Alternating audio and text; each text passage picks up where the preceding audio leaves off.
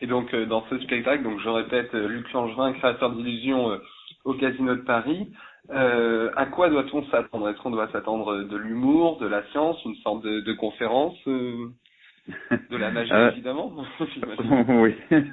En fait, c'est un spectacle, je dirais, de divertissement. Donc, ce n'est pas une conférence, mais il y a un sous-texte en dessous de chacun des numéros.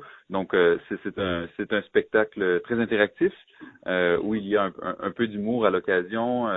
En fait, on passe par plusieurs gammes d'émotions. Donc, on rit, on est émerveillé. Il y a même du suspense, il y a de la poésie aussi beaucoup. Donc, ce sont des numéros pour la grande majorité qui sont inédits, donc on a développé sur mesure, qui sont conducteurs aussi entre les numéros. Donc, à travers ces différents numéros, je raconte un peu mon histoire, donc comment j'en suis venu à exercer ce métier, pourquoi je le fais et tout. Donc, c'est aussi un spectacle qui est, comme je le disais, très interactif, très moderne aussi. On est loin de la magie plus classique avec le lapin dans le chapeau ou l'assistante s'il y en deux. D'ailleurs, je n'ai pas d'assistante. Je suis seul sur scène tout au long du spectacle. C'est un peu, c'est en fait un one-man show en fait.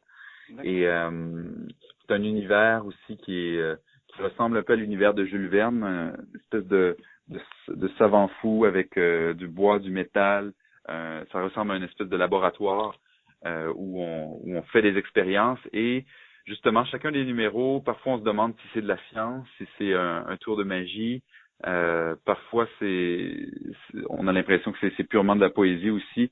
Donc c'est vraiment un spectacle où il y en a pour tous les goûts. Je dirais c'est autant il y a autant des enfants qui viennent voir le spectacle que des personnes âgées et tout ce qui peut se trouver entre les deux, autant des amateurs de magie que des gens qui n'ont jamais venu voir de spectacle de magie de leur vie. Et tout le monde réussit à y trouver son compte puisque c'est vraiment je dirais un spectacle qui génère différentes émotions et qui va jouer dans différentes dynamiques avec le public et avec ce qu'on ressent en le regardant.